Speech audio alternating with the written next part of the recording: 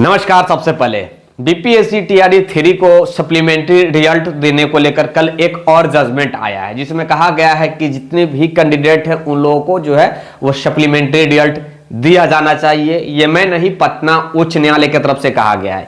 यानी कि ये कह सकता हूं कि पिछले बार भी दो बार सप्लीमेंट्री रिजल्ट को लेकर ऑर्डर पटना उच्च न्यायालय की तरफ से हो चुका है, जिसमें 101 पिटिशनर 24 पिटिशनर और उसके बाद कल का जो है उसमें कितने पिटिशन है इसके बारे में तो स्पष्ट तरीका से मुझे जानकारी नहीं है, लेकिन न्यूज़पेपर भी देखकर आपको जो है स्पष्टीकरण हो जाएगा कि भैया जो है वो कोर्ट बोला है कि सप्लीमेंट्री रिजल्ट टीआरई 1 में इन लोगों को भी देनी चाहिए। लेकिन गवर्नमेंट जो है वो कान में तेल धरकर सो चुकी है, कभी पीआईएल में जाती है तो कभी कान में तेल रखकर चुकी है। ऐसे 3 महीना का समय दिया जाता है कोर्ट में। अगर आप कोर्ट का बात 3 महीना तक नहीं मानते हैं तो कोर्ट के में जो है आप अमान्य कोर्ट ऑफ कंटेंट या फिर अमान्य का आप जाकर केस कर सकते हैं, चाहे जिस भी विभाग की बात हो, चाहे एजुकेशन डिपार्टमेंट की बात हो या फिर किसी भी डिपार्टमेंट की बात हो। तो सीधा सीधी कहा जाए कि ये गवर्नमेंट जो है कान में तेल रखकर सोई हुई है, तो इसका खामियाजा उनको भुगतना पड़ेगा। आज नहीं तो कल उनको जो है सप्लीमेंट्री रिजल्ट देना पड़ेगा।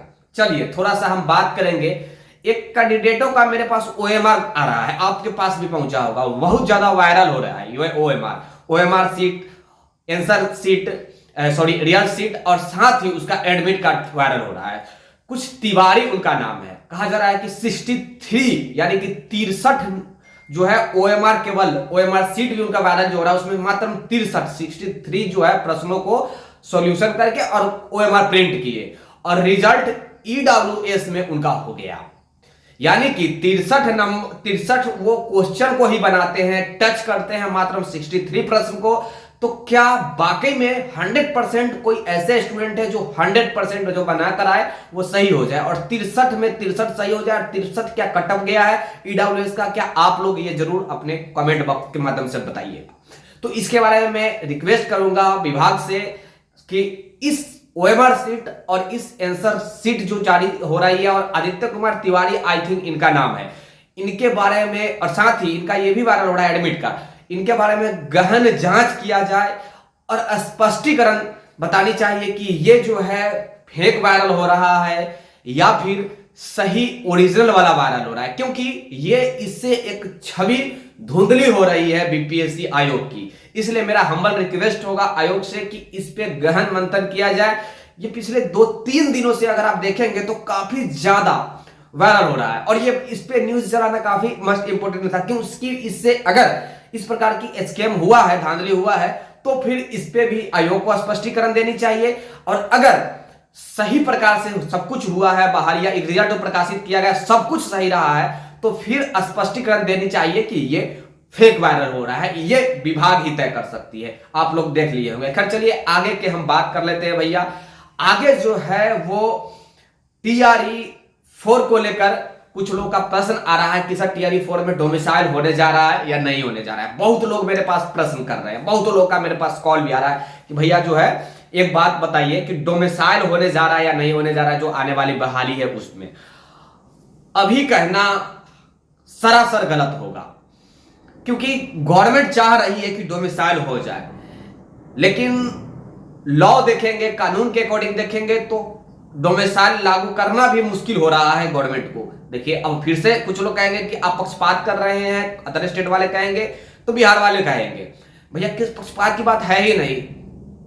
अगर देखेंगे भारत के संविधान के अकॉर्डिंग देखा जाए तो आप जो है वो डोमिसाइल नहीं कर सकते हैं। यस, इतना आप कह सकते हैं कि एक लिमिटेशन तय कर सकते हैं, 80% हो अपने स्टेट के स्टूडेंटों को जो है प्राथमिकता देना, 85, 90, 95, 96, 97, 98 आप कुछ भी दे सकते हैं।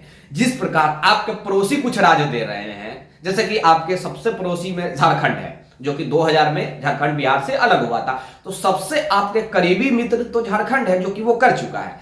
तो इस पे गवर्नमेंट को सोचनी चाहिए। गवर्नमेंट तैयार है करने के लिए। गवर्नमेंट की जो भी पॉलिसी है वो चाह रही है कि डोमिसाइल लागू हो, ताकि विधानसभा चुनाव में उसका उनको बहुत ज्यादा मोटा मोटी बेनिफिट मिले।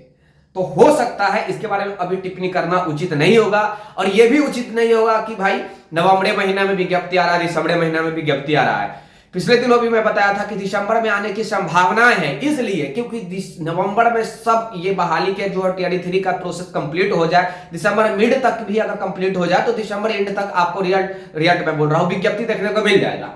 लेकिन अभी तक रोस्टर भी नहीं आया है टीजीटी पीजीटी का। रिजल्ट तो खैर दूर की बात है, जैसे ही रोस्टर आएगा आपको एक दिन बाद ही आपको रिजल्ट देखने को मिल जाएगा। उसके बाद तमाम लोगों का जो है काउंसलिंग होगा, काउंसलिंग में डीबी जांच किया जाएगा, डॉक्यूमेंट वेरिफिकेशन जांच किया जाएगा, डॉक्यूमेंट वेरिफिकेशन हो गया, उसके बाद तमाम लोगों को अपबंधित नियुक्ति पत्र दिया जाएगा, उसके बाद स्कूल अलॉटमेंट कर दिया जाएगा तमाम टीआरडी 3 वालों का। तो ये सब कुछ चल रहा है।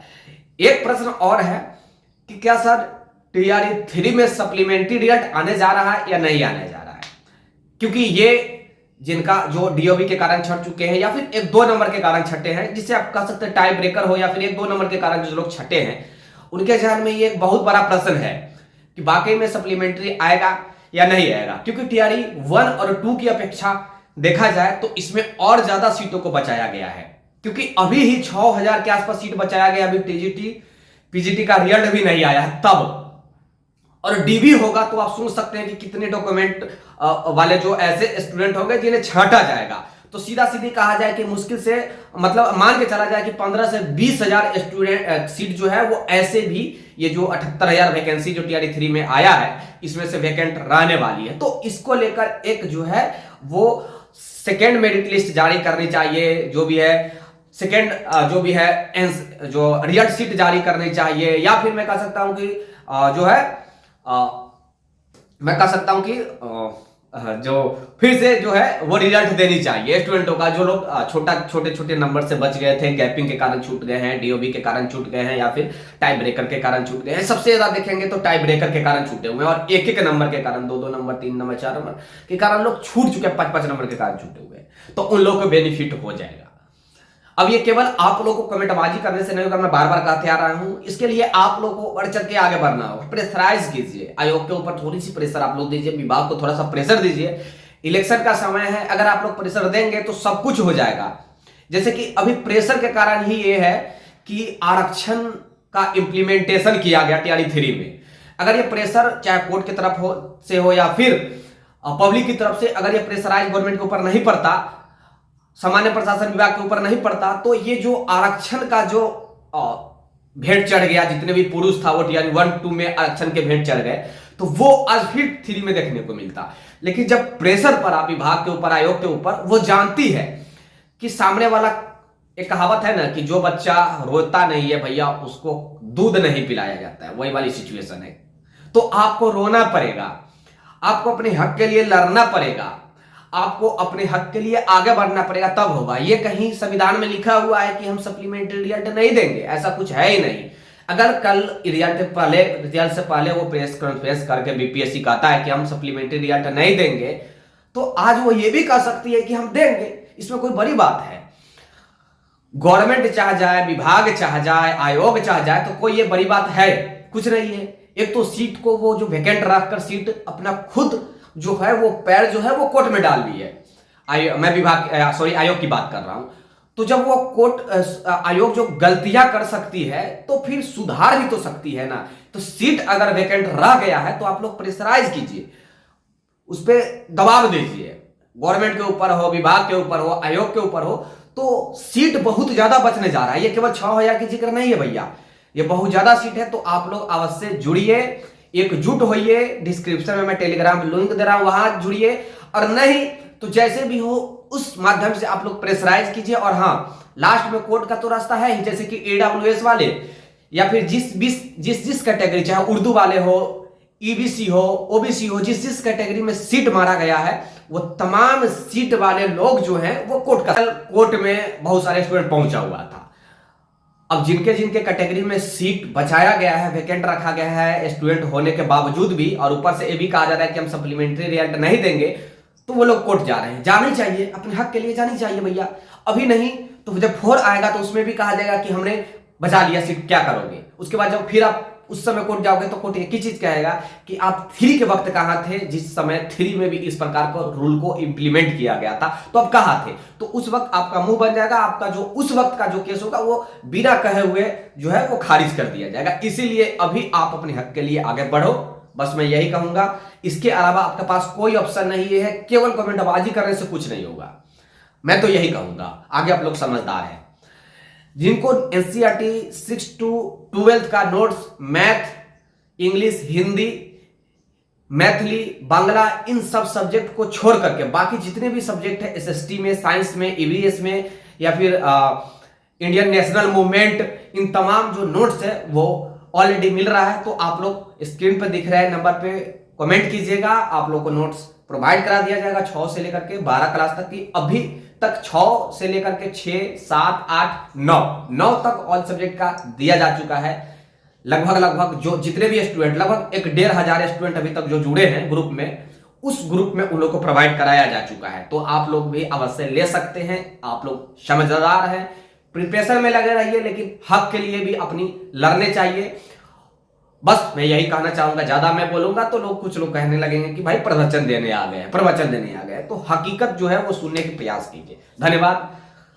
साउंड में, आवाज में थोड़ा कमी रहा होगा, इसके लिए मैं क्षमा चाहूंगा। धन्यवाद। वीडियो को लाइक कर देना, शेयर कर देना, सब्सक्राइब जरूर कर लेना, ताकि भविष्य में जो वीडियो बने ना उसका नोटिफिकेशन आप तक पहुंच जाए। Thank you. जय हिंद।